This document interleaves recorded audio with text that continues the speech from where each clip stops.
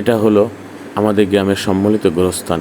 এখানে যারা শুয়ে আছে প্রত্যেকেরই বাড়ি ছিল, সন্তান ছিল, মনে অনেক আশা ছিল, সব কিছু ত্যাগ করেই কিন্তু এখানে শুয়ে আছে।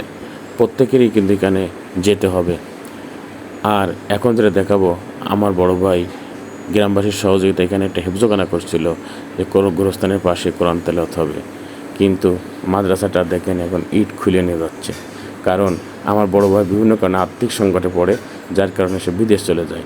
যাওয়ার পরে মাদ্রাসাটা বন্ধ হয়ে যায়। এভাবে বিশালি দিয়ে এখন ভর্তি করে রেখেছে। এখানে ইলেকট্রিক তারগুলো খুলে নিয়ে গেছে, জানলা দরজা খুলে নিয়ে গেছে।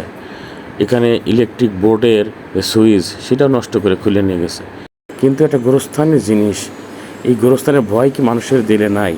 এটা কিভাবে এটা ব্যবহার করে, এটা কীভাবে নষ্ট করে? মাদ্রাসাটা পরিচালনা করার মতো কেউ কি গ্রামে নাই? দেখেন, এখানে একটা টিউবওয়েল আছে, এখনও অক্ষত আছে, কতদিন থাকে আল্লাহ পাকই জানে। আমার খুব আফসোস লাগতেছে যে এভাবে একটা প্রতিষ্ঠান নষ্ট হয়ে গেল। এখানে টয়লেটটাও এখন অক্ষত আছে, কিন্তু কতদিন থাকে।